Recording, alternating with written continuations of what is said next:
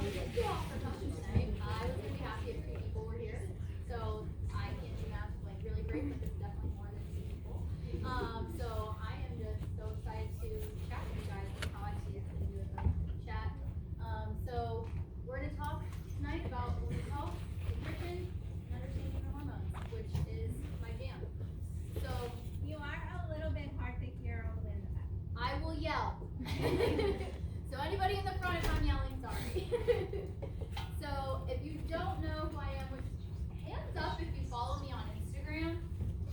Okay, not everyone, which is great. You can, but I just didn't know who did and who didn't.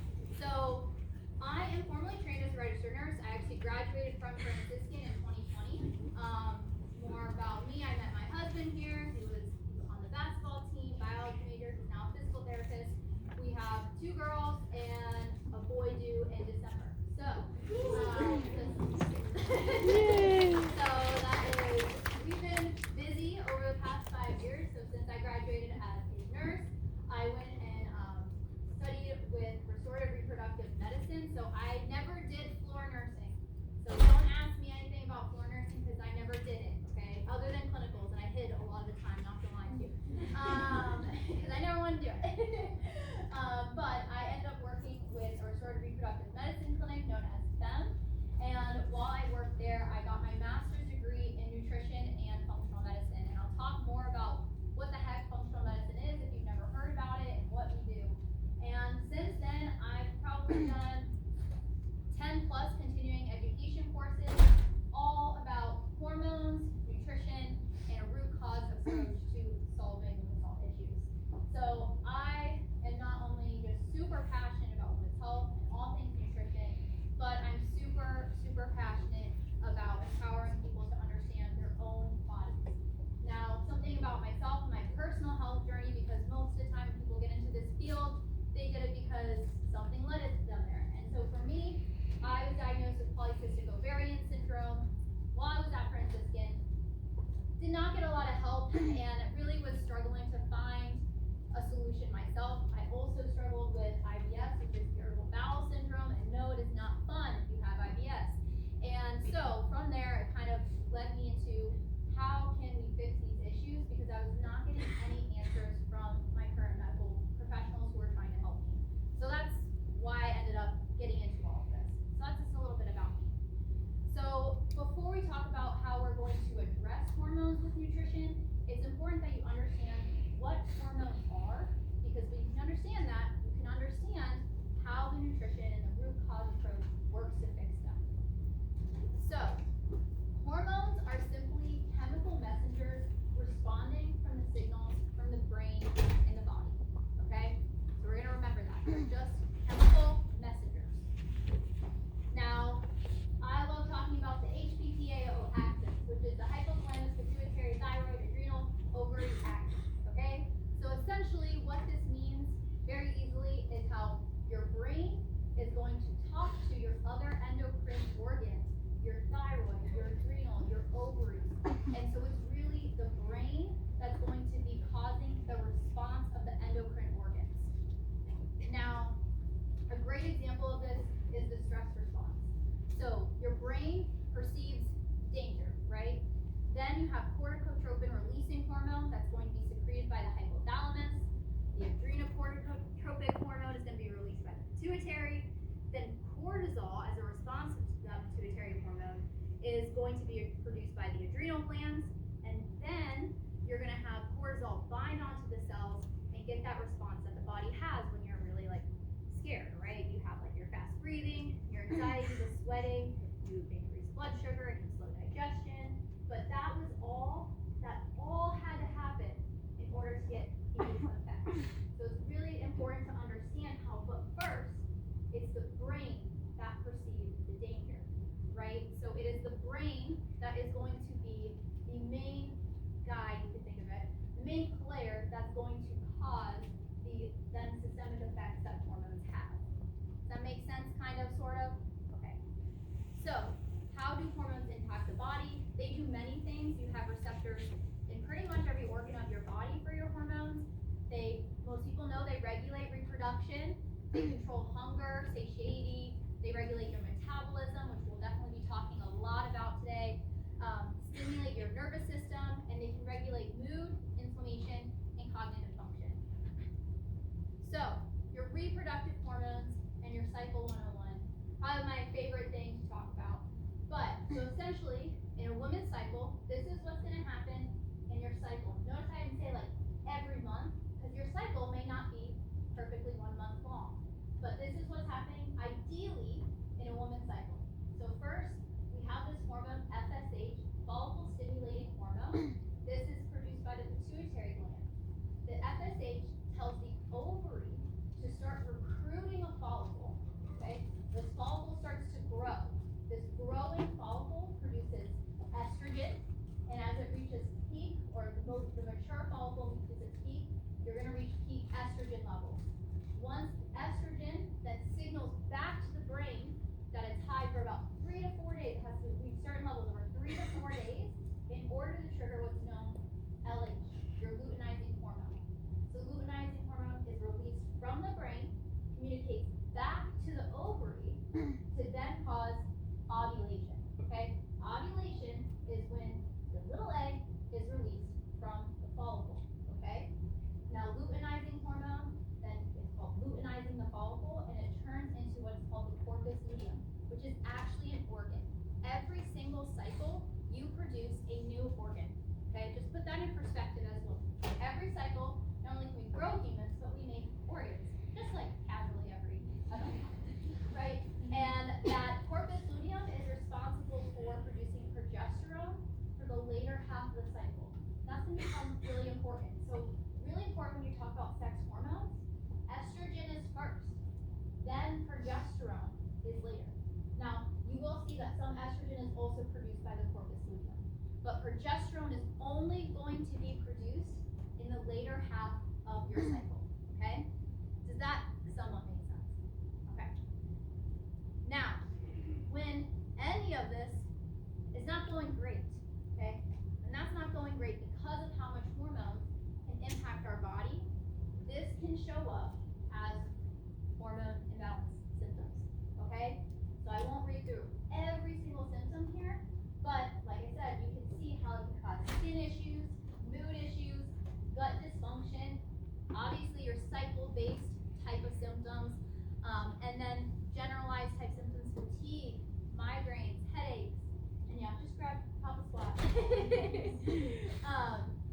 Brain fog, and then of course more diagnosable reproductive conditions like PCOS, endometriosis, infertility, or more severe PMS, cycle-based issues known as PMDD, which we'll talk about more in depth today. So, again, when this isn't working well, it shows up as this. Now, cycle patterns are so important for understanding women's health and really where the hormone dysfunction could potentially be coming from.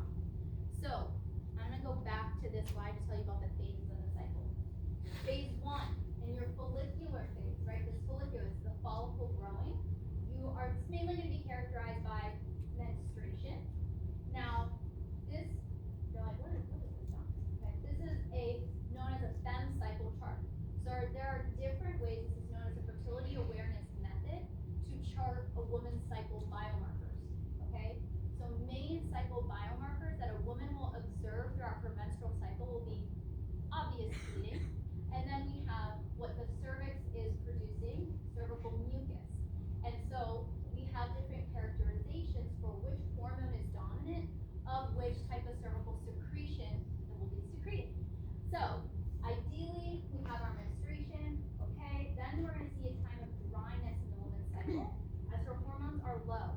So there are not a lot of hormones acting on the level of the cervix, so they don't get a lot of secretions going on. Then as estrogen rises, right, I told you what it's doing here, but at the level of the cervix, it starts to have the cervix produce a type of cervical mucus that's going to be characterized typically as thin, stretchy, lubricative sensation when you wipe. And I remember I taught my 18-year-old sister about cycle charting, and when I told her, like, hey, you were going to get this like egg white type mucus at a certain part of your cycle, she goes, that's normal? She's like, I thought there was something wrong with me. I was like, no, that's good. We want want to see that cervical mucus at this time of your cycle. So in the FEM charting method is when you start seeing this stretchy, clear, lubricative type mucus, it's charted as a blue type. And there's subtypes, I'm not going to go into that today, but essentially you can think about this blue string as that fertile cervical mucus, okay? Now, as progesterone rises in the later half, what's really cool is that your body is, whether or not we as the women at the time want to be preparing for pregnancy, our body's always trying to prepare us for pregnancy. And so progesterone, what it does in the later half of the cycle is it actually forms a very thick type of mucus that forms as a plug in the cervix. And we see this then observed as more of a dryness sensation, not a lot of mucus, but there is actually a mucus plug in the cervix so that if there was a baby there, that is actually going to form as the mucus plug for the entire rest of the pregnancy to protect the baby from environmental exposures and pathogens. So again, whether or not you are trying to every cycle thinking about having a baby, your body is trying to prepare you for that. Now, I did mention to you when I talked about the cycle earlier that when implantation doesn't happen, the body perceives that there is no baby, hormones drop, and then it's the drop in the hormones that's going to trigger menstruation. Okay? So, and I got so sidetracked, but this is called the ovulatory phase, and then this later half of the cycle is known as the luteal phase. Okay, the progesterone dominant time is the luteal phase, estrogen dominant time is the ovulatory phase. Okay? So, why are cycle patterns important? Kind of covered this, but beyond being able to identify times of fertility and infertility, looking at cycle patterns allow you to see whether or not healthy ovulatory activity is happening, identify signs of sufficient or insufficient hormone production, connect symptoms to hormone shifts and changes, and understands how your hormones impact one another. So, what should a healthy cycle look like? Okay, first and foremost, a healthy cycle, this is a bit debated. The more I'm in the fertility awareness field and work with women, I would actually say 25 to 36 days long.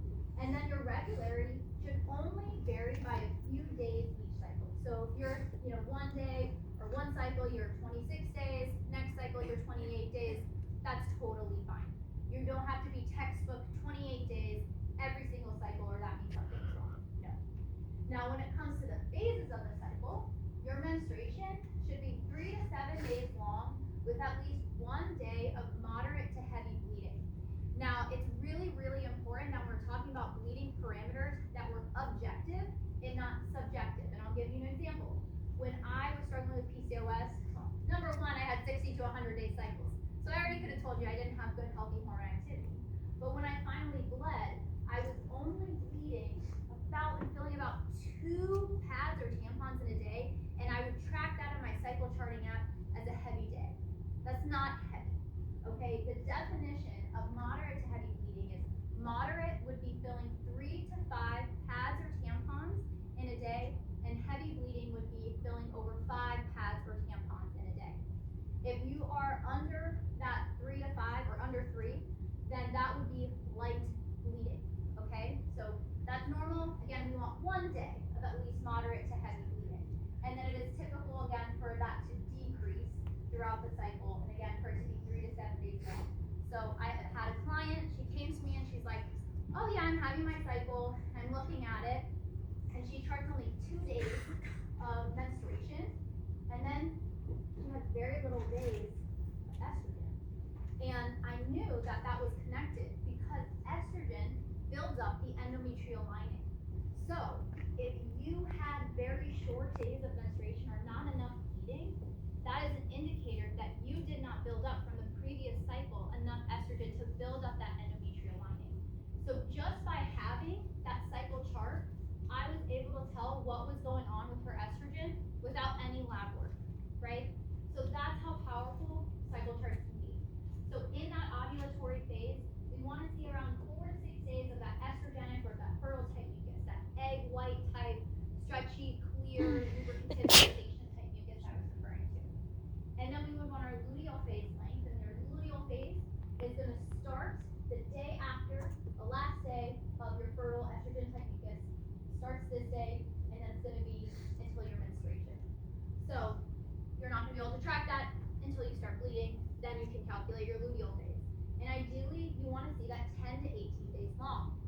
short luteal phase can indicate low progesterone, because progesterone is responsible for maintaining the uterine lining. So low progesterone is going to lead to the endometrial lining shedding sooner, and so we're going to see that as a short luteal phase. So this is just another kind of example of what I'm saying, different patterns and what they could potentially tell us about a woman's hormone activity. So in this first cycle, we have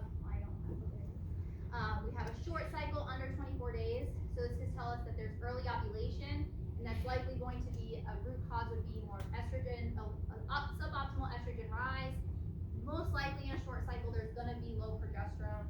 Now in long cycles, delayed, so over 36 days long, you can see in this particular cycle how she has these patches of cervical mucus. And what that's telling us is there's a poor estrogen rise. Estrogen is not having this sharp incline, and then we're not having that healthy ovulatory activity. So then, this next phase, right, there's no bleeding, no cervical mucus, no cycle. She's most likely not ovulating. And then lastly is spotting at the end of the cycle, / potentially light menstruation, can indicate low progesterone as well. So you can have an adequate luteal phase length, but if you have spotting or brown bleeding prior to menstruation, that is not normal and is a sign of potentially low progesterone. Spotting at the end of your menstruation, that's okay, but it's before, Again, this is indicating that the endometrial lining is shedding too early, and so we're seeing spotting instead of we start with a nice slip, Are we super jazzed about cycle patterns? Does everybody now want a cycle chart and know what their patterns are? Yes. Good, that's what I hope. Okay, so now we're like, all right, I have some maybe signs of hormone imbalances. Maybe I'm not cycle charting, so I don't know exactly what's going on with my cycle, or I know I have irregular cycles, so I know there's probably something underlying going on. So we're like, what do we do, Now, in what I say is the conventional medicine, so like your typical OBGYN, they're going to look at your signs and your symptoms. And then typically, what's going to happen is you're going to get an option of birth control, an option of, if you have painful periods, just some good, stronger ibuprofen, or potentially they'll maybe say like, here's a supplement. I've heard of flow gummies to help manage PMS. Their goal is symptom management. Their goal is not a root cause approach to deep diving into why your hormones are suboptimal. So, raise your hand if you've gone to the doctor, tried to express concerns, and then you've been offered birth control. Just curious. Wow. Okay. Should have screenshot that for evidence later on.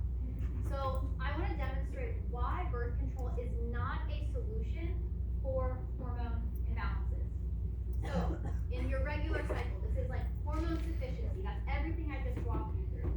FSH stimulates the follicle to grow. You have estrogen. You get LH, and then you get progesterone, the corpus luteum.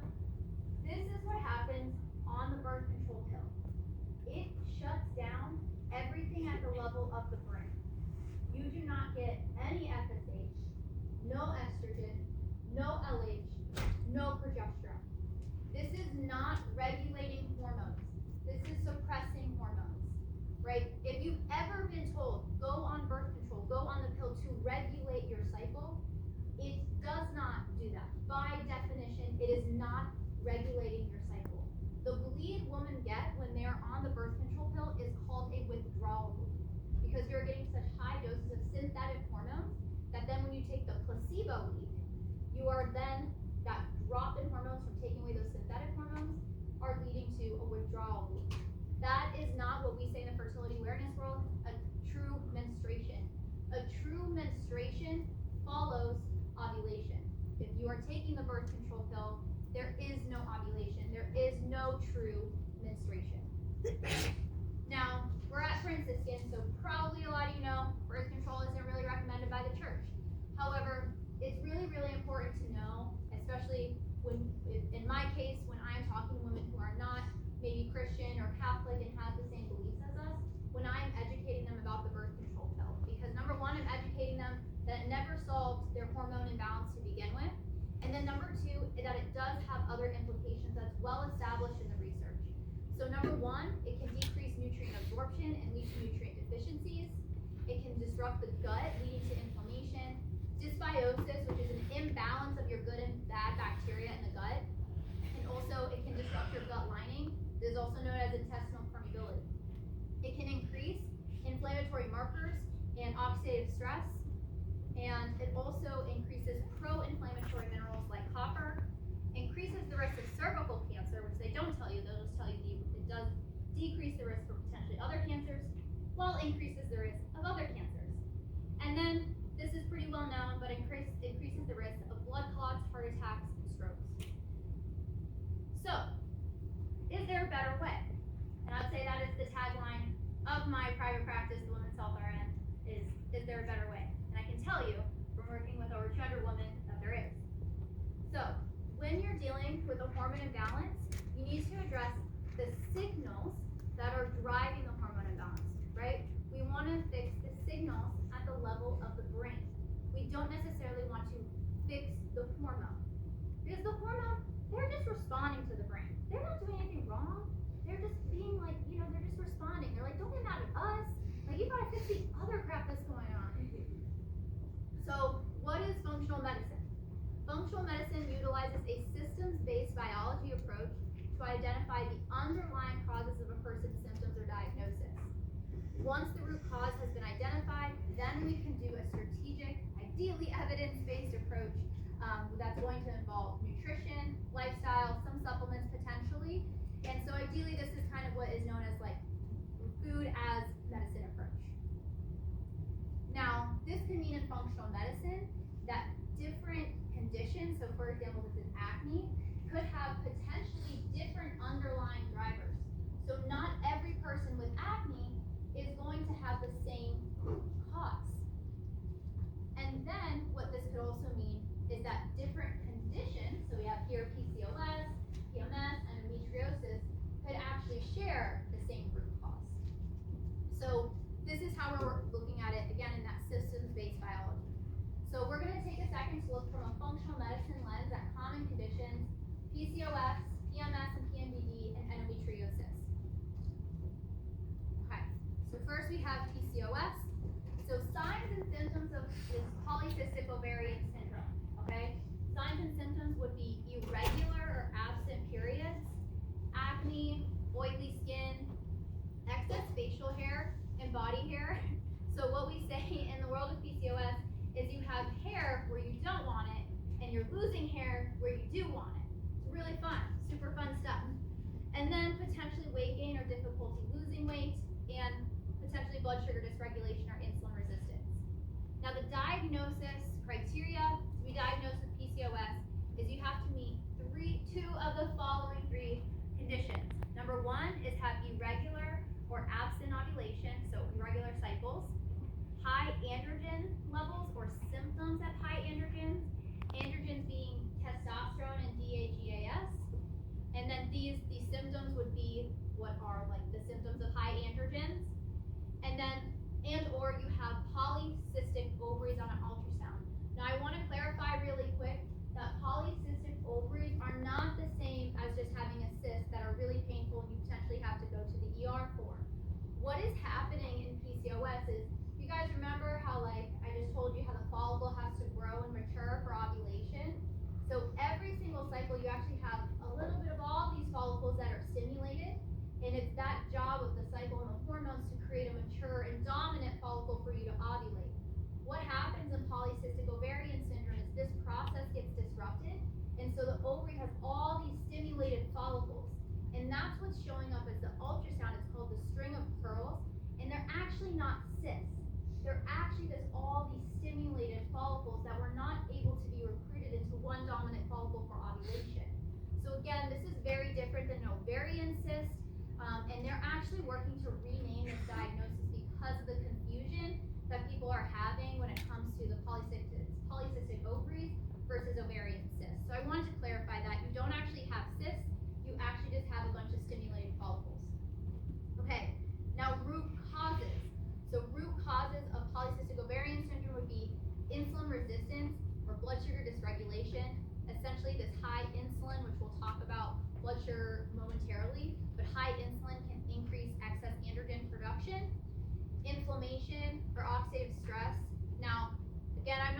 too deep into oxidative stress, but I just want you to think about it as like a cousin to inflammation, okay?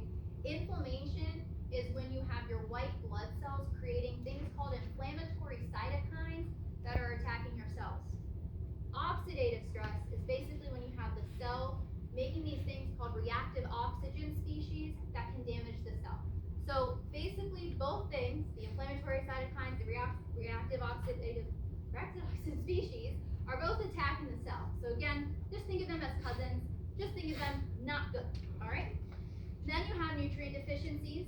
So magnesium, chromium, zinc, B6, gut dysbiosis. So this is, again, going to be a little beyond what we're going to talk about today, but imbalances in your gut can also lead to systemic inflammation and also feed into high androgens or polycystic ovarian syndrome. And that is also why my IBS was very much connected to my PCOS because of this underlying issue of the gut playing a role.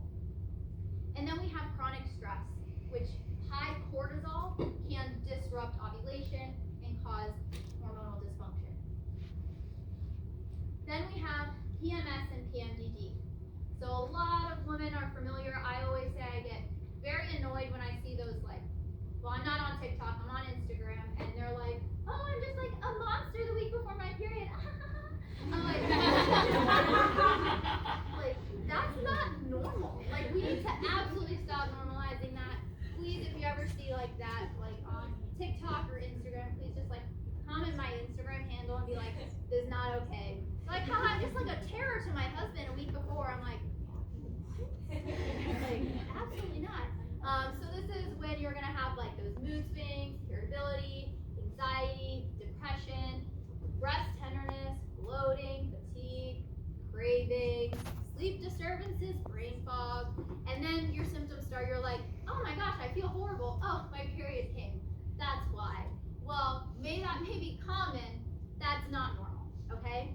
And the difference between PMS, premenstrual syndrome, and PMDD, premenstrual dysphoric disorder, is essentially their difference in their severity. So PMS is going to be like mild to moderate emotional, physical symptoms in that luteal phase. And that's also why, backtrack to charting your cycle, is that if you, every month, again, it should not like completely catch you by surprise when your hormones start to dip and you're like, oh, my mood is like, I have no idea why my mood's off, and then, oh, my period comes. If you're cycle charting, you're like, hey, I know where I am in my cycle, I know my hormones are dipping, oh, I know exactly why I'm starting to feel the way that I'm feeling, right? And so as a woman, that's extremely empowering to understand why you are starting to feel the way that you are experiencing, like you're feeling, instead of feeling like, I feel like a crazy person and I have no idea what's going on, right? So it also can actually help alleviate unnecessary stress. Now, back to PMDD. So this is severe, basically PMS that's going to interfere with your life and your work. So really, again, the diagnosis is going to be based on the severity in which you're experiencing these symptoms.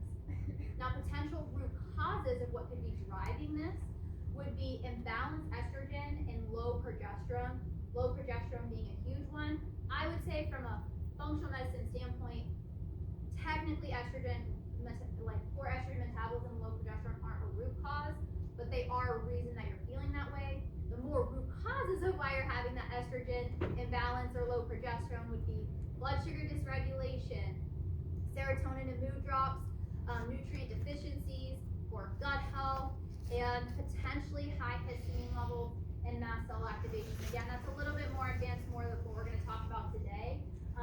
But you can start to see how, interesting, PCOS, PMS, interesting that they're sharing very similar root causes. And then we have endometriosis. So endometriosis is a chronic condition where tissue similar but not the same as your uterine lining grows outside of your uterus and can be found on your ovaries, fallopian tubes, pelvic tissues, and even bowels, okay? And this is why we start seeing these tissue is extremely inflammatory. And so women with endometriosis have typically severe period cramps, typically not relieved by over-the-counter pain medications. Pain during ovulation, bowel movements, and potentially intercourse, heavy bleeding. So if you are having to change a pad tampon every This could be a potential sign of endometriosis. Infertility or subfertility is a very big symptom of endometriosis. And then bloating, known as endobelly, sometimes they call it, and fatigue, can also be signs of endometriosis. Now, the really tricky thing, I could do a 4-hour presentation on endometriosis, so I don't have time for that unless anybody wants to say it afterwards. But the gold standard of diagnosing endometriosis is a laparoscopy surgery with tissue biopsy. There is no way to test for endometriosis via labs. A ultrasound or MRI are not always accurate. The gold standard and the only way to be 100% diagnosed is with the laparoscopy surgery. And why I'm highlighting that is because if you ever go to a medical professional and you say, hey, I think I fit all this, I might have endometriosis, and they say, no, you should walk out the door because they don't know what they're talking about, quite frankly. Right, so if they're not willing to help you get to that real diagnosis piece, there should not be your medical provider, in my humble opinion. So, root causes of endometriosis, estrogen dominance or impaired estrogen detoxification, again, a little bit beyond what we're going to talk about today.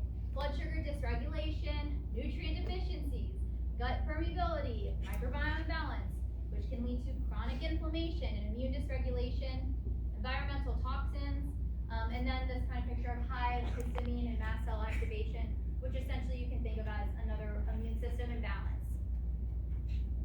Okay, that was pretty heavy, but to kind of put it and sum it up into this chart that took me way too long to make is you have your diet and lifestyle factors are going to influence these root causes, these main root causes.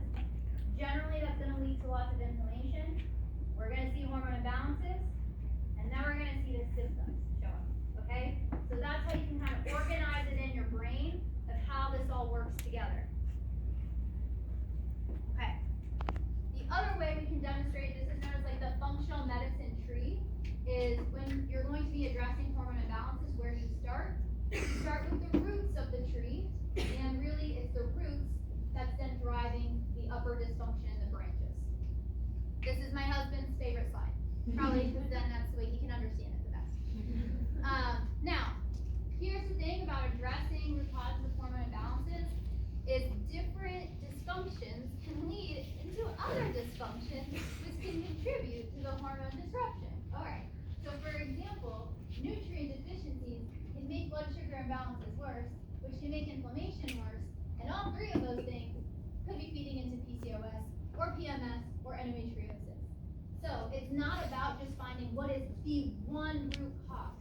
No, we're going to look at how all the different issues could be feeding into that hormone imbalance in the clinical picture. Does that somewhat make sense? Okay. Now, how I see it and how I address it in my clinical practice is like priority tree. Okay? You remember we used to have the food pyramid? Also raise your hand if you still think we go with the food pyramid at the level of the government. Do we still think the food pyramid's a thing? No? Okay, good, because we did away with that. It's my plate now, in case anybody didn't. My mom was like, we don't do the pyramid anymore? I was like, no, Mom.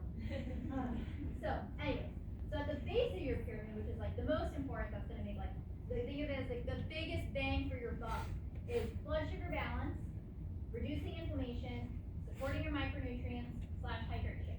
Now beyond that is after we kind of focus on that, we can move into the nervous system, your adrenal glands. You've heard me mention the gut, potentially your liver, your detox systems, and then potentially then you can move into certain things to manipulate the hormones themselves. But we're always going to start at the base of the pyramid, and that's what we're going to talk about today from a diet and lifestyle point. Okay, now before I know you're like, what do we do? What do I do? But before we do that, I want you all to assess your metabolic health. Okay, I want you to kind of think of metabolic health, blood sugar balance. These are kind of synonymous terms, okay? So, signs of good metabolic health. You fall asleep easily. You stay asleep. You wake up feeling rested. You have all day stable energy. You don't need to rely on caffeine. You have an appetite when you wake up. You're satisfied between 3 to 5 hours after meals. You're not getting hungry every 2 hours, and very minimal cravings. Signs of poor metabolic health would be trouble falling asleep, waking around 2 to 4 a.m., wired and tired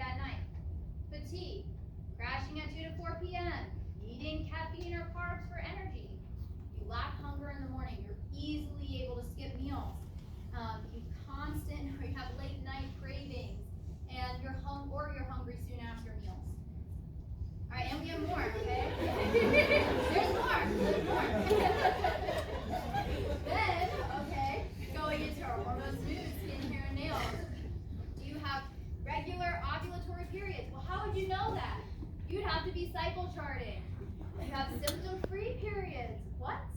And then you also have heavy bleeding patterns, which we talked about. Overall, you feel happy and content. You can easily regulate your emotions, which I cannot say the same for my toddler. You have clear, hydrated skin, strong nails, hairs, and you have fast wound healing. For metabolic health, be the opposite of all that. PMS, low libido, PCOS, irregular, absent periods, heavy periods. You're irritable, anxious, depressed. You're easily annoyed. You have acne, hair loss, brittle nails, slow wound healing. So raise your hands if you have any signs of metabolic dysfunction. All right, great. You guys are in the right place. I'm going to tell you what to do about it. Okay, but first, okay, I know I'm like seriously, but first, you guys have got a lot of first, so hopefully you're like, wow, I learned way too much that I thought I didn't know today. So you have your blood sugar. Like, what is blood sugar? Okay, very simply. Again, I could do a 6-hour presentation on blood sugar, so I'm going to give you guys it in like 1 second. Okay, so first, you're going to ingest your carbohydrates or your sugar. All right, your intestines are going to absorb that, and it's going to go into your blood sugar. Oh my gosh, we need blood sugar. All right, and so ideally, with our blood sugar, we want to have a stable blood sugar. How you want to think about it is you have nice rolling hills. Okay, we eat, our blood sugar rises slightly, it comes down. We have nice rolling hills, right? Stable energy. We're feeling good. Now, blood sugar spikes with maybe too many carbs, too many calories, or micronutrient deficiencies, and we have a blood sugar spike. So I think of it as like the mountain. And then after a spike comes a crash. Your blood sugar drops. And that leads to energy crashes, more cravings. So when I'm talking about blood sugar balance and why we're balancing our blood sugar, hopefully you know why now. Okay, but now what that actually means is we're trying to stay in a stable, nice blood sugar. No peaks, no valleys. Makes somewhat sense? Okay. So, foundations of healthy blood sugar. We're going to go each of these in depth. But we don't want your carbs to be naked. You want to eat nutrient-dense whole foods. Stop skipping breakfast, and coffee doesn't count. Okay? Eat in the right order and move after meals. Now let's talk more in depth what that actually means. Okay, so don't let your carbs be naked. And I'd say don't let your friends' carbs be naked, right? Let's help each other out here. You're going to go out after this, and you're going to tell your friends about this. You're going to see them watching them eat that muffin, and you're going to be like, whoa, we got to get some protein. Fiber or fat to help slow carbs being digested, which leads to a more stable rise in your blood sugar. So, whenever you're rushing for a meal, grabbing a snack, remember, put some close, protein, fat, fiber, on your carbohydrates. So what that could look like, some more definitions of like carbohydrates. A lot of people know like your muffins, your pastries, your pasta, your fruit would be technically a carbohydrate, rice, grains, potatoes, these are all going to be carbohydrates. So we'll look at proteins in a hot sec. So nourishing foods, okay. So this is going to talk about my favorite foods. Which foods are good, all right? I want you to not think of keto, low carb, none of that crap, all right? We're just going to talk about whole foods, okay? Your roots and your fruits. These are my favorite types of carbohydrates. They're going to have lots of fiber in them to help reduce blood sugar spikes. My favorite being like berries, citrus fruits, apples are a great honorable mention. And then your potatoes, squash would be like your roots. I also say like regular white potatoes are also fine too.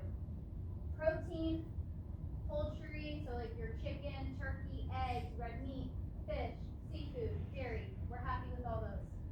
Vegetables, all of them. Please eat them. We love them. But especially your dark pigmented veggies. Think about the more rich, the more colorful the vegetable is, the more nutrients it's going to offer you. Very simple. So think about romaine lettuce versus kale. We want kale, not the romaine lettuce, all right? Because it's going to have more nutrients in it. Your healthy fats, so your avocado, extra virgin olive oil, eggs, coconut, yes, I would say some butter, fish, and full-fat dairy. Full-fat dairy is associated with better hormones than low-fat dairy. Girls, let your moms know. Low-fat dairy is out. Full-fat dairy is starches. Best way to explain resistant starch is you know how an unripe banana is very different than a ripe banana. That unripe banana has resistant starch. Resistant starch is really beneficial for your gut and also supporting a lower blood sugar rise, okay? So this is gonna be like your beans, your oats, your lentils, and some of your rice and quinoa.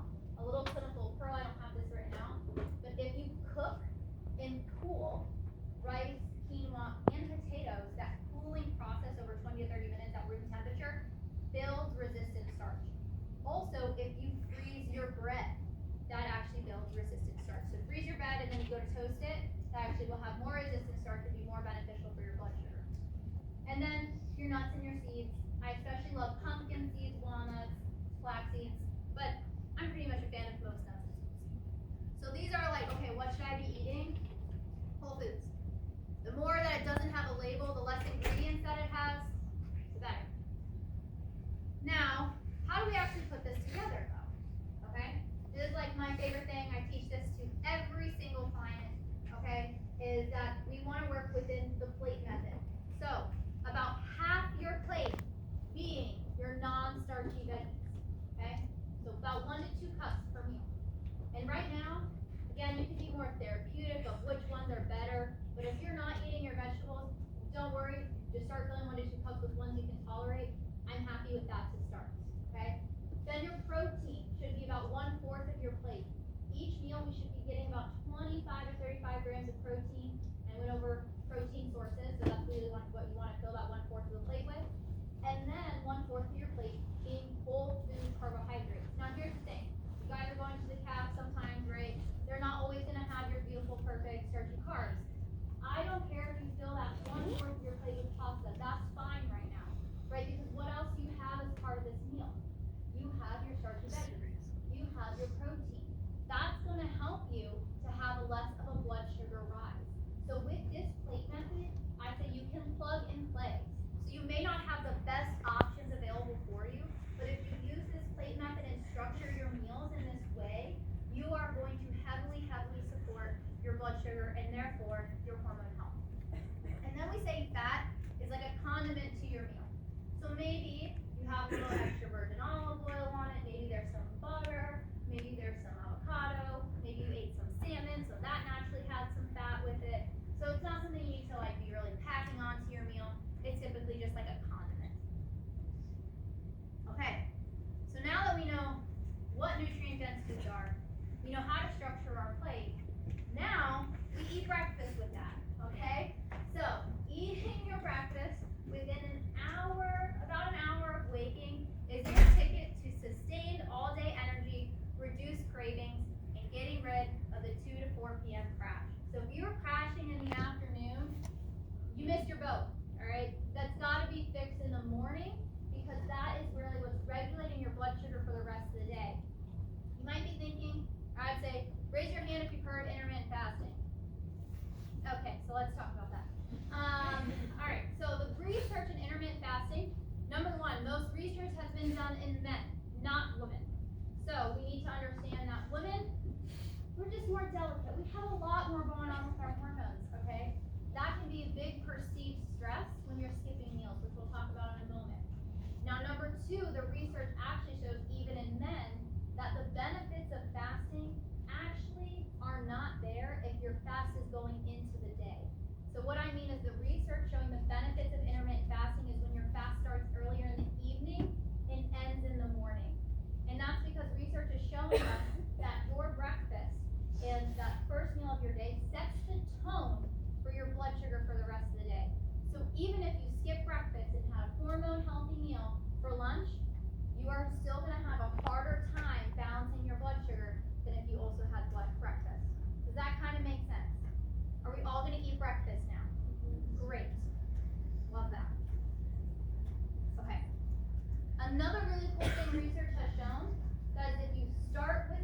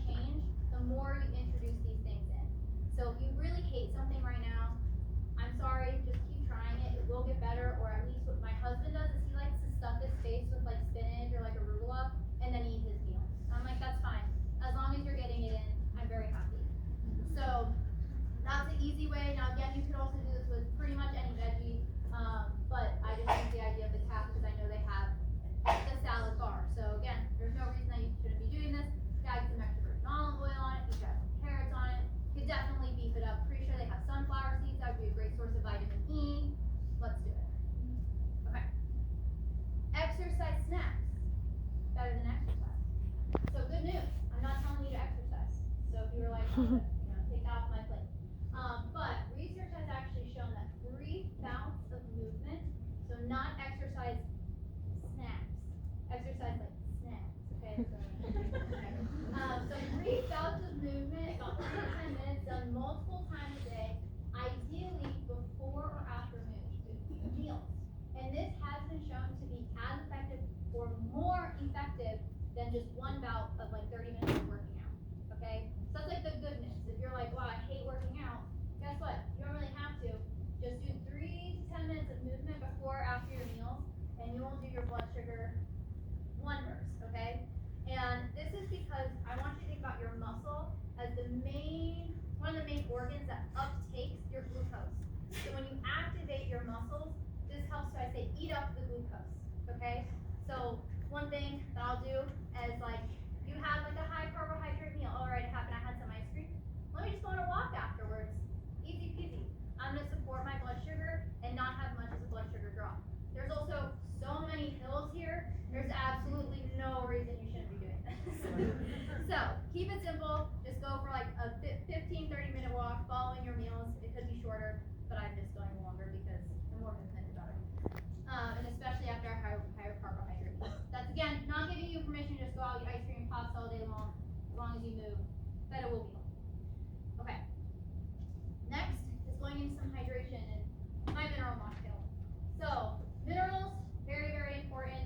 Again, I could do a full 2-hour presentation on minerals, but I'll give you a very light version.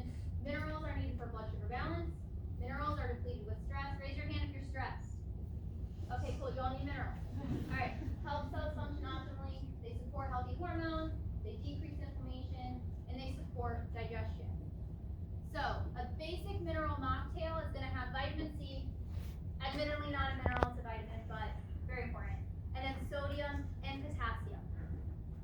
Now, my go-to mineral mocktail, the easiest, is 2 tablespoons of lemon juice, or juice from about half of a lemon, 4 ounces of coconut water, and you can actually use cream of tartar. Cream of tartar is a great source of potassium, so you can easily keep this actually in your dorm room, or in your mini fridge. Have a lemon, have some cream of tartar, and then you just get a pinch of ideally sea salt. I wouldn't use the ionized salt, not going to go into that, just do sea salt, trust me on that one. And tell me how you feel after that.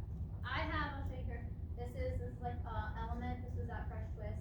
Now I don't love this because it doesn't have a lot of potassium. I'd love to add some cream of tartar to this, but it's going to have some sodium, it's going to have potassium, it's missing some vitamin C, so I wish I could add some lemon juice to it, but I'm here.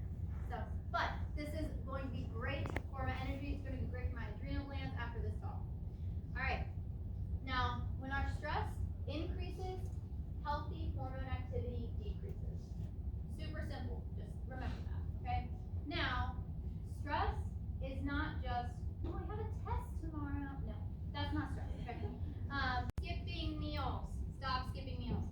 Chronic calorie restriction or overeating, dehydration, too much caffeine and alcohol, and inflammatory refined foods.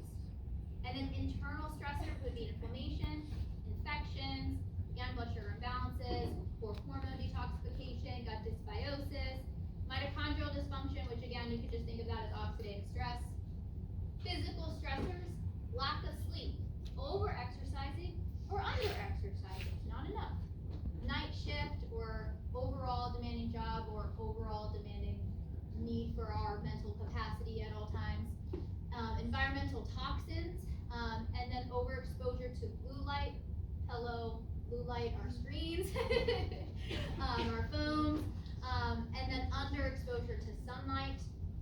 Emotional stressors, this would be a negative self-talk, always hustling, again, emotionally taxing job, perceived or anticipated stress, past trauma, poor or toxic relationships, comparison to others, and lack of doing things you enjoy. So, hopefully you can see that stress is much more than just what you perceive as mental stress. Now, reducing your stress, and this is also kind of reducing inflammation. Now, if you get rid of blood sugar imbalances, you are going to reduce a lot of stress on your body. And if you put in all the good foods that I mentioned, you're going to fill a lot of the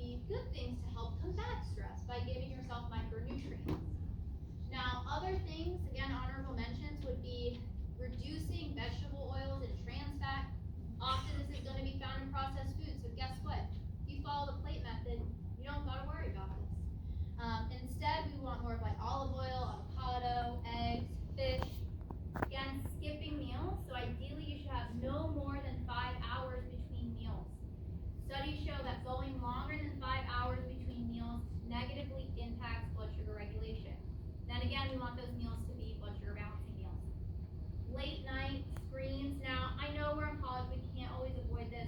You gotta study, you gotta do your thing. But if you could ideally really limit the times that this is happening, that's what I would recommend. So this is like the exception to the rules. Most nights you're trying to get 7 to 9 hours of sleep, ideally getting some morning sunlight, it's great for your adrenal glands. And again, just really limiting, that's how I would kind of view it as like more of a nuance. It's not like, oh, I can never, if I can up one night, it's like going to be the death of me. No, you'll be fine. You're all living, right? You'll have really benefit our hormones. Hydration. So about 80 ounces of fluid a day. This could include your water, mineral mocktails. If you like teas, that's great. I'm thinking fluid, not just water. But if you don't like mineral mocktails or tea, then get 80 ounces of water. And then limiting coffee to 1 to 2 cups a day. Okay, coffee is not water. I don't know if anybody needed that reminder, but it's not. So trying to reduce that high caffeine, that dehydration. This is, you're in a wonderful environment. I mean, Franciscan provides obviously daily mass, adoration, so many times for just deeper nervous system support, obviously furthering your relationship with Jesus, which is going to really help all of your nervous systems. So that's, I think, Franciscan sex, you have really great for that, but just kind of always understanding and connecting those times that increase stress. I always think of like midterms and finals. If you start noticing your cycles be weird, or you have more PMS, it's probably because of that increased stress during that time. That's not necessarily a bad thing, but when you can make that connection, it's very, very powerful, and like I said, empowering as well. Excess alcohol. Ideally, no alcohol. There are no amounts of alcohol that are good for you. I don't know if anybody believes that, but there is absolutely no amount of alcohol that's actually good for you.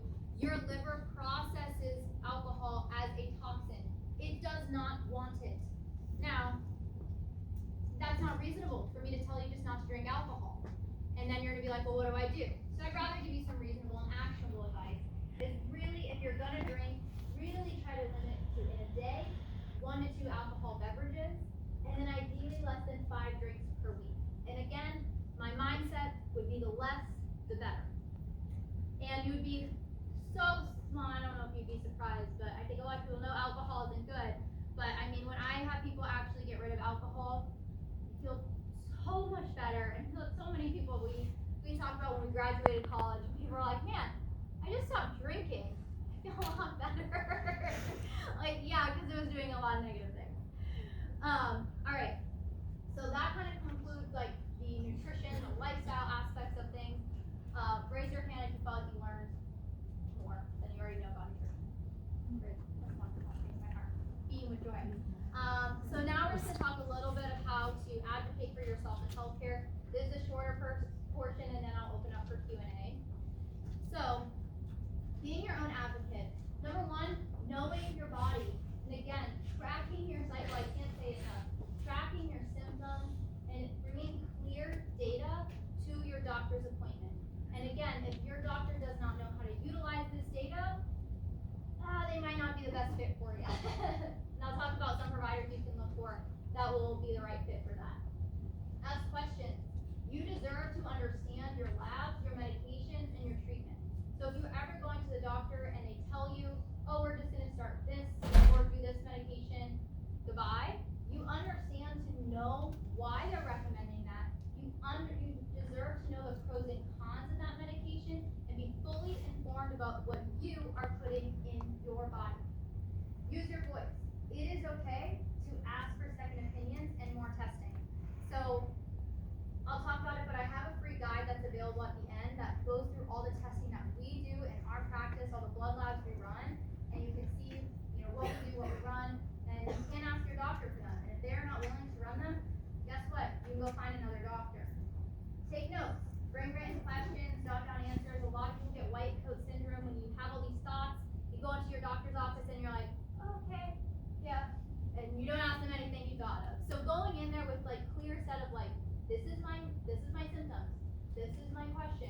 writing that down so you can follow that clearly.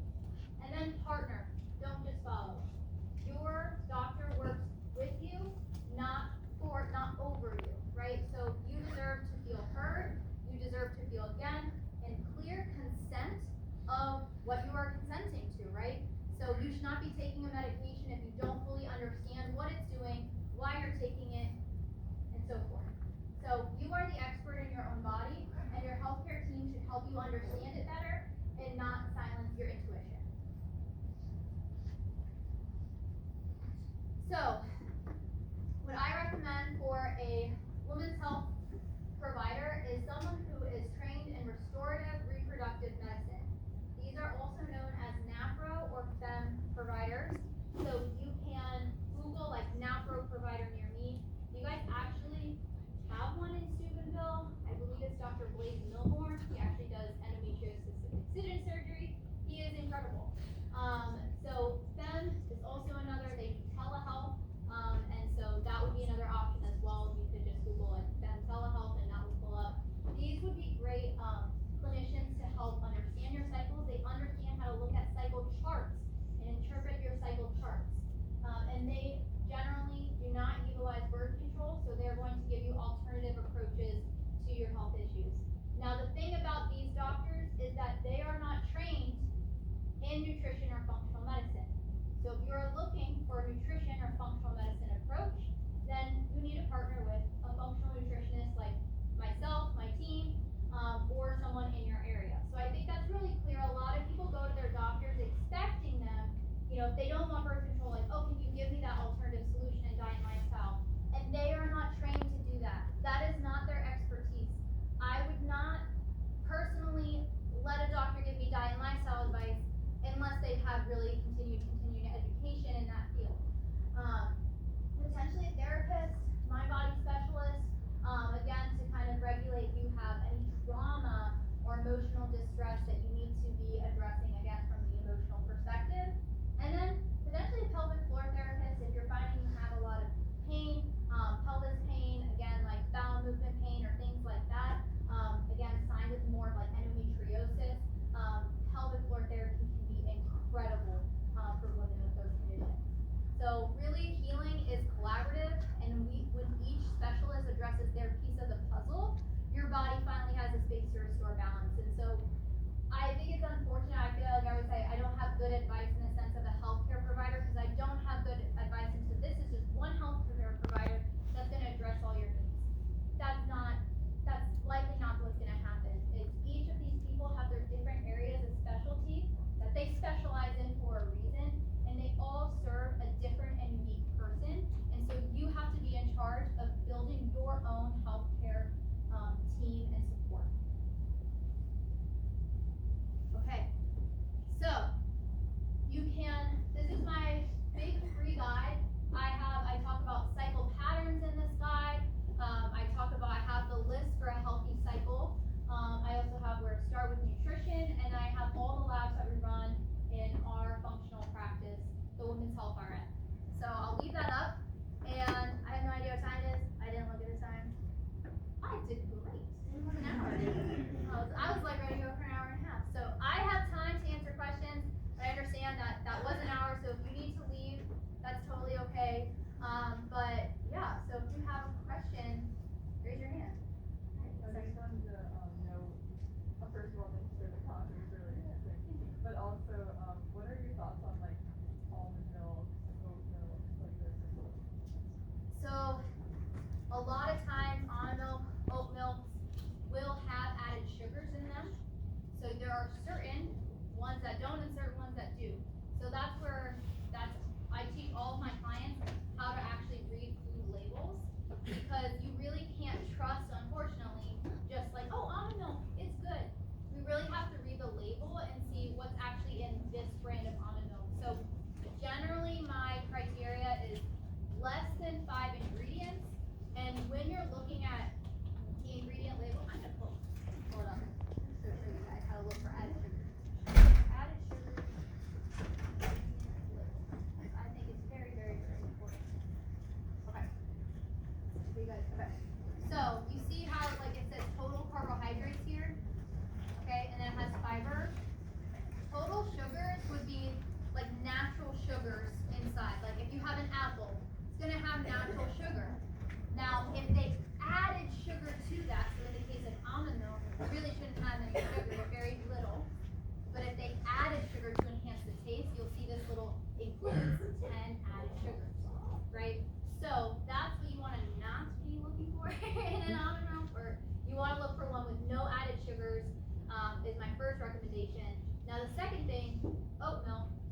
It's made from oats. Oats are a carbohydrate. They're going to be generally higher in carbs. Oat milk is not inherently better for you than dairy. I actually prefer you to have full fat dairy over oat milk. Especially if you're thinking how can you make your coffee or blood sugar balancing. Full fat milk or creamer would actually be preferable because it has fat in it to help reduce that blood sugar and blood fat spike. So unless you are really seriously dairy free and you know that you're intolerant to dairy, then that's fine. Get an almond, coconut milk. I actually prefer coconut milk because it's going to be higher in fat, which will help stabilize hormones. So that would be my main recommendation. If you have no reason to be avoiding dairy, you think it's healthy, that's probably not true. It probably is healthy for you and get the whole fat version. Is that helpful? Okay. Third question, someone who have like ideas and all this stuff and like are better from it, are like I've heard that like big people can't touch like meat or dairy, and if you like are able to make it, are you able to have it again, or is it bad for you? So number one is if you have a GI issue, you do not automatically need to be dairy or gluten free. There are a subset of people, if you have outward celiac disease, is an autoimmune condition, you absolutely do need to be gluten free as your body is attacking that tissue.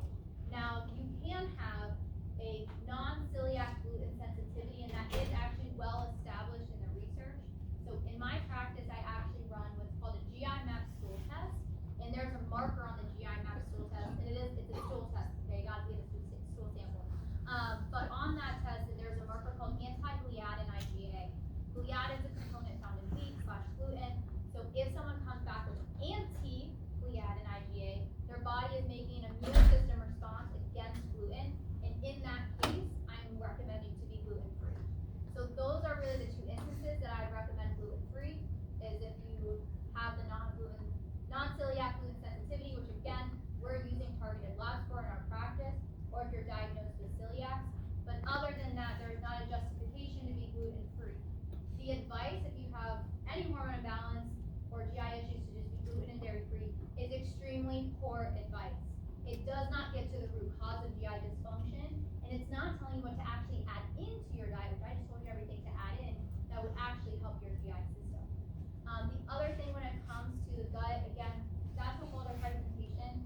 I do have a podcast coming out with Natural Womanhood in about 2 months where I dive deep into gut health, and that would be a great episode. So just follow my page and I'll let you know when that comes out. Because when it comes to gut health, you need to address your digestive secretions, how well you break down food. You need to repair your gut lining. So there's a lot of people with impaired gut integrity, they can't tolerate a lot of food. So if you're having a food sensitivity, you're eating a food and you're like, oh my gosh, that hurts. It's usually not the food that's the problem, you're the problem, right? Your gut's the problem, all right? So if we can actually repair that gut lining, you actually can a lot of times enjoy those foods again. Now, I should also say this, if you start increasing fiber in your diet, because I told you to eat veggies, you're like wanting to eat these legumes, you have certain gut bacteria that help you to break down and digest these certain vegetables, nuts, seeds, fiber. And if you up fiber fast, your gut's not prepared to digest that, it's not used to it, and sometimes that can lead to issues up front. So go low and slow when you're adding in fiber-rich foods, like a lot of fruits, veggies, grains, and things like that. You'll generally tolerate it better. So I just want to say, if you're like, oh my gosh, I ate beans, and I'm like getting gas, it's most likely your gut needs to adjust to being able to digest that, and not that you have a sensitivity to beans. Does that make sense? Okay. Does that somewhat help? Okay. Go. Yeah, one more thing, so like it's not bad if you don't have problems with dairy, gluten, and you're endo or whatever it is, it's not bad if you do have dairy. Like it's not like, oh, it's gonna be maybe 10 times worse. Correct. No, technically,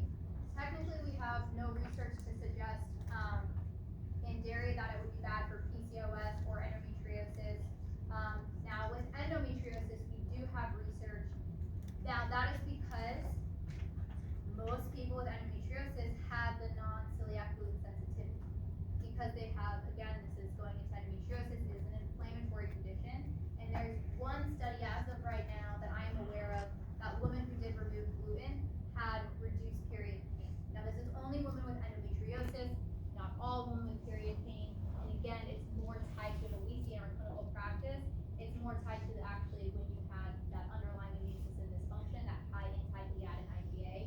But when someone's asking me where to start, everything else I mentioned is going to do way more for you most likely than gluten and dairy free. So, all right, more questions. Okay, try to find you first. When you're eating breakfast, how do you get like the veggies? Like I feel like that's hard at breakfast time. Like what is your Yeah, so 2 ways. So if you do smoothie, that's really easy. Get your dark leafy greens in there. And then otherwise, pretty easy. If I usually do like sauteed bell peppers, onions, like on the side of eggs or chicken sausage. So usually something like sauteed. I also, if you go to my website, I'll pull back the QR code if anybody needs more time on my website. I have a pumpkin muffin recipe that has greens in it. Now probably still not like maybe enough veggies, but it'll get you started. So yeah, I'd say generally like an omelet or like a side of like sauteed veggies. So easy, like just put like greens and eggs and like cook it, and then I'd say smoothies. So if you're doing like a yogurt bowl, you could also do 2 raw carrots on the side. Think like Bugs Bunny type carrots. So that would be super easy to do on the side. Okay.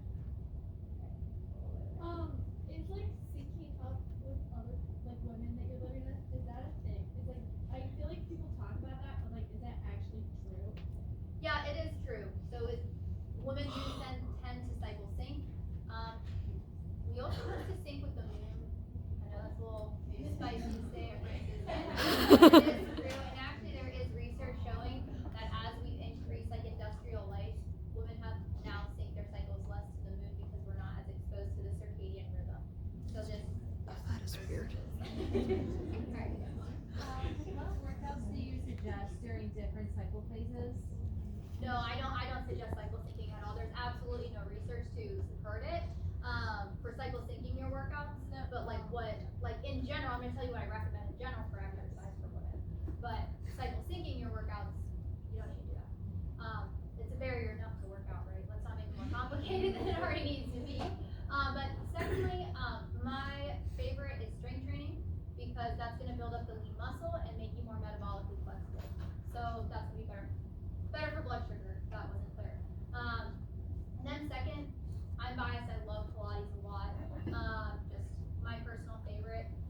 And now if you hate strength training and you're just like, I'm just not gonna do it because I hate it, then I don't care what form of exercise you like. Start with something you enjoy and do that consistently. That will be better for you than nothing. So I think there's always, I talk about good, better, best, right? Good would be any type of physical activity, right? Better, best, I would say maybe like Pilates, there's gonna build some like strength, lean muscle there, and then best would be like strength training combined with more of like cardiovascular fitness, like combined with some running, or if you do like intramurals, that's great too. So, does that make sense? Thank you. Yes. Okay. I'll go all the way back to Mark.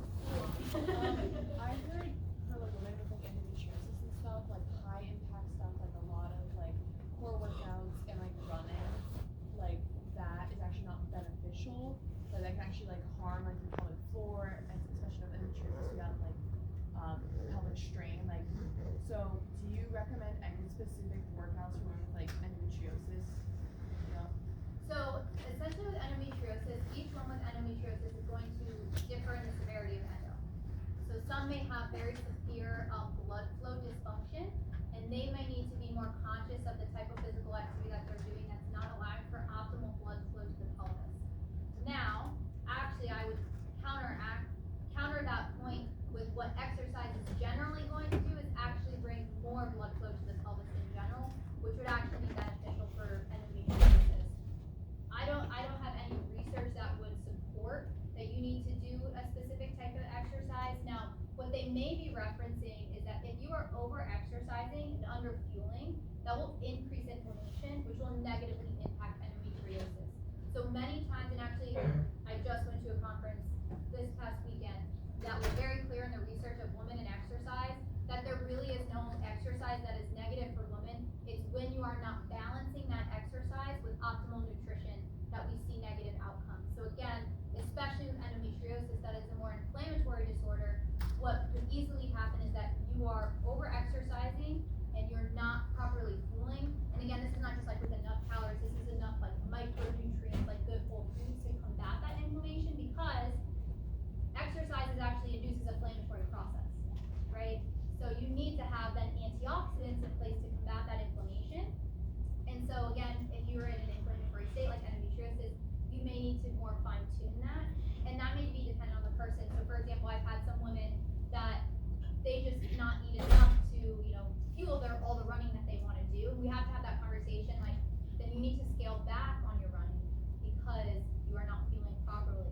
Now, I would say again, for the blood flow dysfunction, that would probably be dependent on per person, on how severe their endometriosis, and you touched on another point that people with endometriosis actually tend to have more blood vessel issues, and that's actually a separate diagnosable condition. That's actually separate from endometriosis, and they would have more pelvic floor concerns. So in that perspective, I would say you need to work with a pelvic floor therapist to actually help you specialize in that way. Does that make sense? It's very nuanced answer. Okay, yeah. Hi, so I've seen studies that certain period products can be toxic and that we should lean more towards like cotton or organic. I was just curious your thoughts on this, as well as if you would recommend like a certain period product like pads, tampons, or like a menstrual cup. Like, what are your thoughts? Yeah, that's 100% true. So with women with period pain, one of our recommendations is switching to 100% cotton / organic period products. I like Cora. Yes. Oh gosh. And you see, I haven't had period in quite a while, so I'm not on a period product game right now. But Cora is one of my favorites, and any that's like 100% cotton. I'd also say, especially if you're going to use, like a tampon, I would really, really prioritize that to be 100% cotton and organic, because it's going in you, and that your body's going to actually absorb the endocrine disruptors. I don't like the word toxin. I like endocrine disruptors. And so there is also some, I don't think this is research per se, but in women with heavy periods or painful periods, they actually may do better with pads than either menstrual cups and tampons, because just to actually help the blood flow move out instead of having it be more in can actually potentially reduce period pain. But I will say in our practice, we see the best improvements in period pain in the diet and lifestyle pieces, and I just kind of see like the period changing products be like a little bit helpful, if that makes sense. It's like a nice added thing to do, right? So with periods, you track how much you bleed, and there's like a chart and a system for it all. With the cervical mucus, you track how much? So what I would say is that ideally you would take a formal fertility awareness course to understand how to deeply and accurately track cervical mucus. So if you go like to this QR code, download my free guide. I am certified in the FEM method for fertility awareness, and in those FEM modules, which you can actually, there's $100 for all of my pre-recorded like FEM modules to actually learn how to accurately chart your cycle and answer the questions you just said. But essentially, you don't need to be charting like the quantities per se of like the cervical mucus. It's more so what you're seeing throughout the day and making note of that. I'd say it's getting a little bit into a lot of nuances. That would be much better and more deeply addressed in like a cycle charting course. Now, downloading the free FEM app, if it's free, is a great place to start, and just being like what you observed that day. I would say is a great place to start. And generally, you're gonna pick up on a lot of patterns from doing that. And when I'm getting more concerned about like quantity of cervical mucus, is more so my infertility clients, because cervical mucus, fun fact, is needed for the transmission of sperm. So if someone is not having enough cervical mucus, then this can really negatively impact the sperm transmission, aka not being able to get pregnant. But ideally, for like if you're just like a woman starting to be healthy, I would be more concerned about the pattern. Like, do you see a shift in that cervical mucus? Is that clear for you? As opposed to like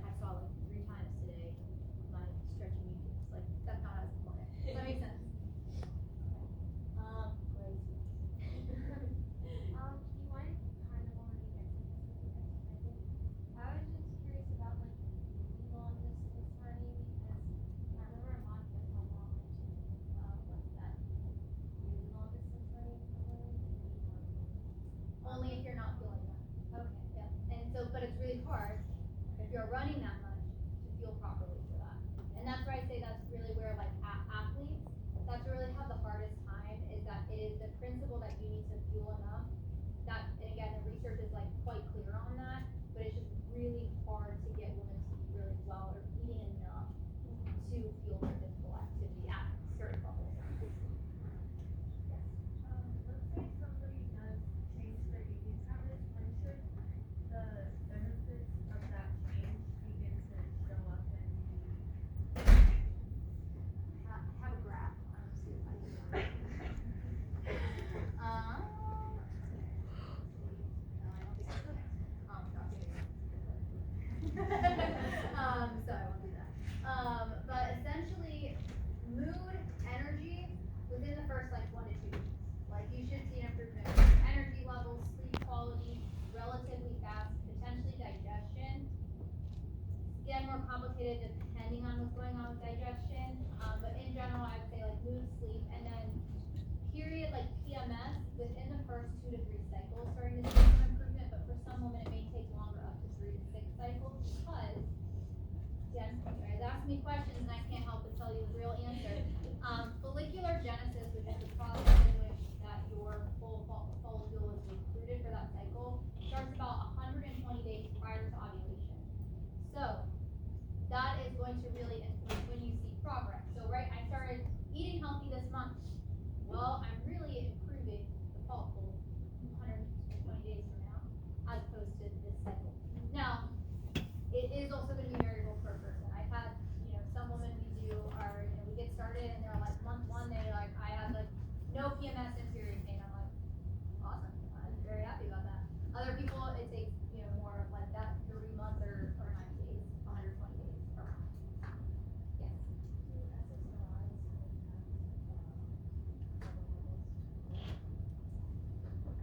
Yes, I would say not necessarily. I would say what I've seen from SSRIs is more so they can change like habits in a way that sometimes can negatively impact hormones. But from my research would say they're not your driver of your root cause. Most what I would say to that is that women are on SSRIs for the mood issues. So we need to really uncover what was the root cause of the mood issue in the first place. Does that make sense? So in our practice, so far, I'm trying to think how many women. So most women are weaning off of SSRIs after working with us because they no longer feel they are necessary because we address the underlying root cause of what was driving their mood.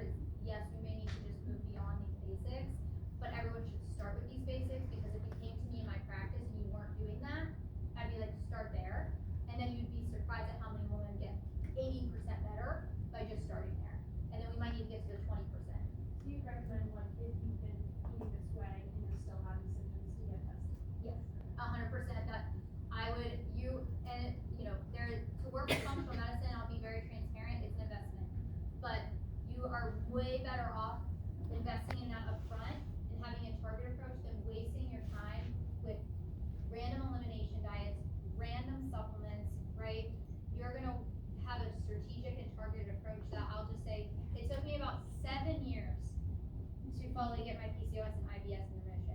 And I now help women do that in 4 months. So that's what happens when you actually have a root cause and targeted approach, is that you get also answers and relief a lot faster as well. Yes. I know that with healthcare and stuff, there's a lot of money that goes into it. Would you say this is less expensive or more expensive? Gosh, I think you can price that out in many different ways. So here's the thing, and I can't go into this again like 2 hours. Yeah, like, oh. So number one is that insurance right now is covering the disease model, right? It's like symptom management, disease model. They do not care about preventative medicine, because that does not make the insurance companies or the pharmaceutical companies money, right? So there is more incentive to address things from the symptom management piece, why they're doing it, than a root cause approach per se. So again, I would say price it out. It kind of depends, because you could, with all copays you could be spending on trying to like get to the root cause, some lab testing here and there, random medications. Over time, that's going to add up, versus if you invested in functional medicine up front, which will be more out of pocket up front, you will have way lasting health and then way less healthcare costs long term, is how I would position that. Now, I would equally say I have as much bad things to say about functional medicine as I do about conventional medicine, because there are a lot of functional medicine practitioners not doing things well, and are out for money, because it is more out of pocket and they can make money. You have companies just selling supplements that aren't, they're like, hey, if you have endometriosis, take this supplement. I don't believe there is one supplement for one condition. Again, for me, it's based on their root causes. So again, I could equally go on as many rants. Food sensitivity tests. If you ever go to a functional medicine practitioner and they try to run a food sensitivity test, run. Don't pay them any money, because that means they don't know what they're doing. Those are extremely inaccurate. So unfortunately, that's what I'd also say, is this field of functional medicine is extremely not regulated. And so you have people with no business practicing. So that's, all I can do is speak for myself, my integrity, and the research that I've put in, to do good work. Obviously too, that comes from also, God give me that integrity and being like, I just want to help women the best way possible. So, well, I'm full of a nuanced answer too. Yes. What did you do to cure your PCOS? So first I got root cause testing. I keep talking about. So how do I sum up, 5 years or like 10. But essentially, I was under eating, over exercising, and I actually went on the birth control pill for actually just like little acne. Little did I know, when I come off the acne, my face would explode in cystic acne, which was super, super fun. And then essentially after birth control, you can also have rebound.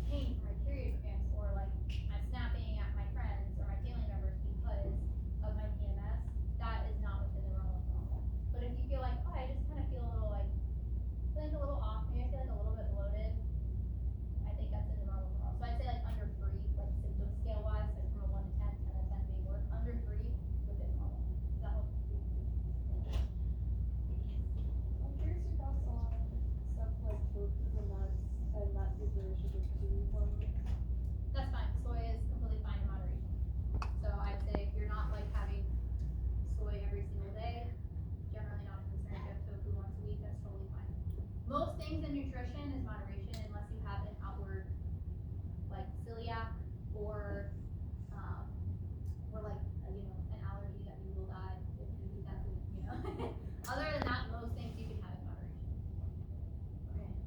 So you're just dying now. Okay. Still some questions. Yes. So I have a couple things here connected.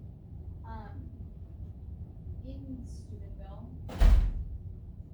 there are I don't know, a couple options for food, but I generally get stuff from Walmart, and I'm wondering is it worth paying the couple extra bucks to get stuff that's labeled organic? If you have any advice on getting things that are actually organic? So again, we have good, better, best. So number one is if you cannot afford organic, don't get it. Get whole foods. Get just rice. Get just an apple. Get the whole foods, the things that have, no ingredient label per se, or the one ingredient, right? That's where you start.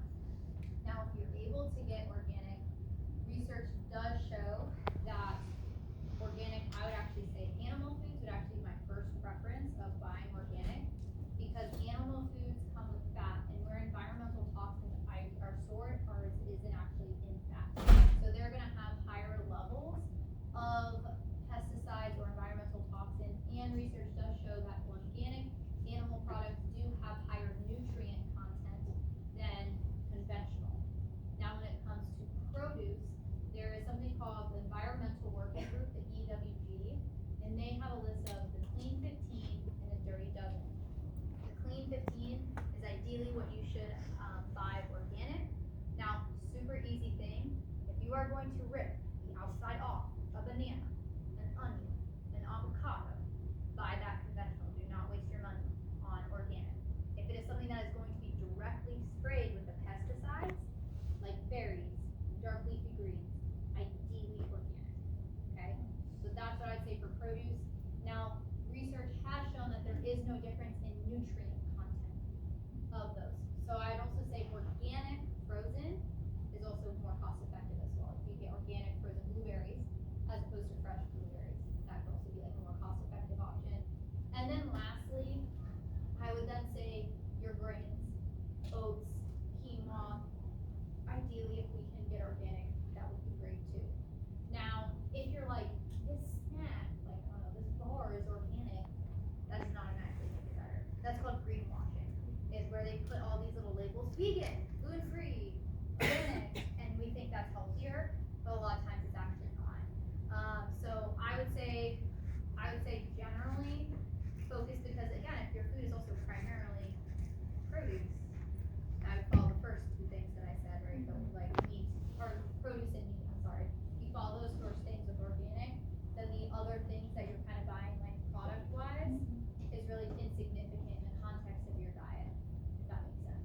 So I'd say again, oats, grains, ideally organic too, but kind of beyond that with any if it's a more processed food, bar or whatever, I wouldn't give a lot of weight to that, or be oh, I'm gonna definitely get that because it's I'd be more focused on the ingredients per se. Does that make sense? Yes. Alright. I was curious if you just had any knowledge to share as far as makeup.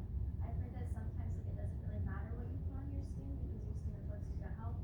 So if you have a good gut, then your skin should be fine. And I was just wondering if maybe you have a favorite brand to share or something, because I have super sensitive skin. And I've tried all natural and it still makes me break out. Yeah. So there's a lot of there. Gosh, that's a hard question to say.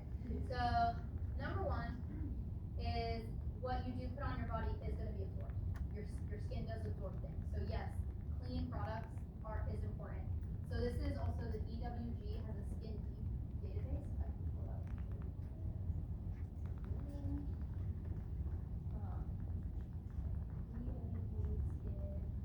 This would be the best place to start. You can search your skincare product, and it can give you a grade. So I'll put I don't know, Ilia makeup.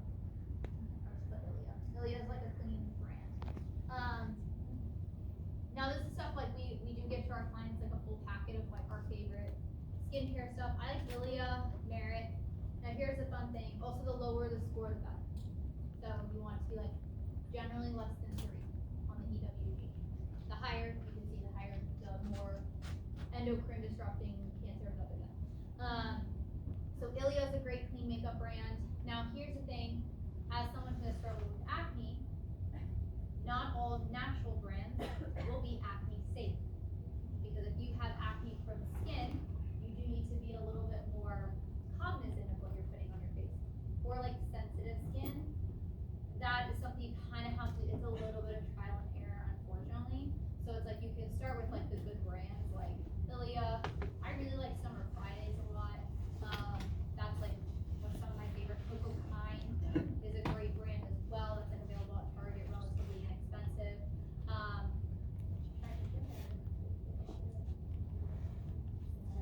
Nara is my favorite. Nara and Ilia are my favorite makeup brands that are acne safe. Another thing, if you're worrying about you're like, oh my gosh, I have acne. There is 4 clogging ingredient checker. This is so good. The acne clinic. You copy and paste your ingredients in here, and then it can tell you if there's any pore clogging ingredients. So you could take like a clean skin thing, and then actually put in the pore clogger checker, and it can let you know. So that kind of might be something that you could maybe see like, oh, is there some ingredient that I keep trying to put on? Now a lot of the natural skincare stuff, except that if you're like talking like body stuff, they got essential oils. And that might be something that's actually triggering a reaction that your skin doesn't like.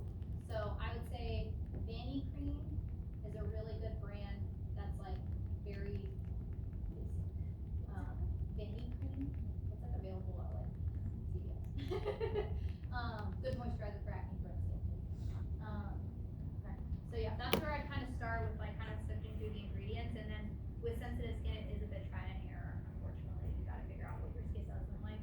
But I look for like, oh, if it keeps having essential oils in it, so you may need like very like basic things, like, or you might do really well with like just vitamin E or just jojoba oil. So yeah, going a little bit more specific. Yeah. So in order to decrease blood sugar spikes, you're recommended only having like 30 to 40 grams of carbohydrates with your meal, which would be like 90 to 120 like throughout the day. But I think that like the government recommended value is like 300. So just wondering how you like balance like eating enough carbohydrates, especially as like an athlete, being like carbohydrates are like the main energy source. Like how you like do that, but also like not spike your blood sugar. Yeah, so I would go more so than into percentages. That's like a rough place to start. So first of all, right now the American government recommends 60% of your calories from carbohydrates. That is not what research supports for healthy blood sugar regulation. Research really supports under 40% of your calories coming from carbohydrates for optimal blood sugar regulation. So what we do in our practice is we actually calculate a woman's macronutrient and calorie needs based on her height, weight, and activity level.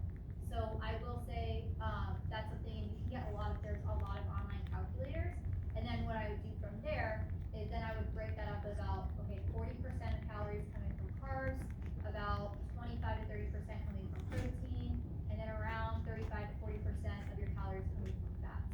Again, that's a loose estimate, and also if you are an athlete, you usually can afford some more carbohydrates, but a lot of times if you are not like a super athlete, you will actually do really well with those, and you can convert your protein and fat into energy sources.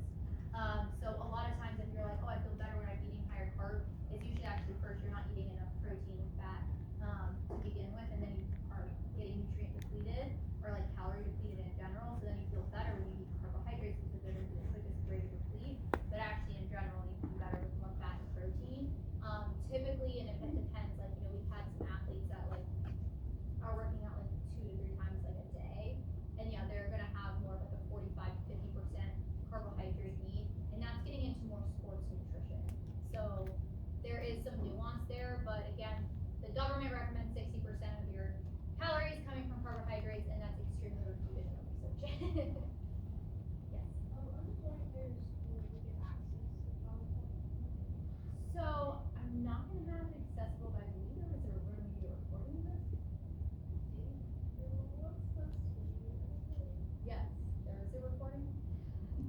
we'll see.